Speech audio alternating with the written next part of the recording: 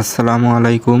Hello বন্ধুরা, আজকে আপনাদের মাঝে যে সাইটটি শেয়ার করতে চলেছি সেটি আপনি সহ আপনার বন্ধুরা দেখলে অবাক হয়ে যাবে।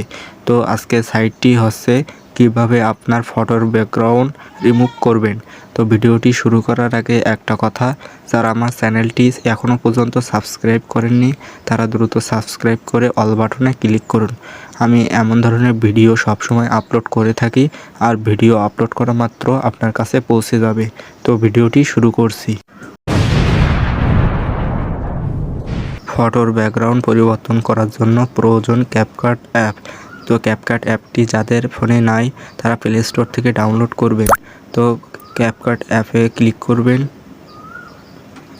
তো এখানে নিউ প্রজেক্ট এখানে ক্লিক করুন। তো এখানে আপনাদের ফটোর ব্যাকগ্রাউন্ডটা প্রথমে বেছে নিতে হবে। তো আমি আমার পছন্দ অনুযায়ী ফটোর ব্যাকগ্রাউন্ডটি বেছে নিলাম। এরপর নতুন ফটো নেওয়ার জন্য ওভারলিতে ক্লিক করুন, অ্যাড ওভারলি। তো এখানে আপনারা যে ফটোর ব্যাকগ্রাউন্ড পরিবর্তন করতে চাচ্ছেন সেটি নেবেন। তো এখানে কাট আউটে ক্লিক করুন। তো ব্যাকগ্রাউন্ড রিমুভে ক্লিক করুন। তো দেখুন আমার ব্যাকগ্রাউন্ডটি রিমুভ হয়ে গেছে। তো এখানে ফটোটি জুম করে আপনারা ঠিকমতো বসিয়ে নেবেন। এরপর এখানে ক্লিক করুন। দেখুন ফটোটি সেভ হচ্ছে। আপনাদের জন্য এত কষ্ট করে ভিডিও তৈরি করি আর আপনারা আমাদের একটু সাপোর্ট করেন না। তো আপনাদের কাছে আমার একটাই রিকোয়েস্ট, আপনাদের নরম হাতের আঙুল দিয়ে লাইক বাটনে একটি খোঁচা মেরে দিন এবং অবশ্যই সাবস্ক্রাইব বাটনে একটি ঘুষি মেরে ঘন্টাটা বাজিয়ে দিন। তো এবার আপনার গ্যালারিতে চলে যাবেন।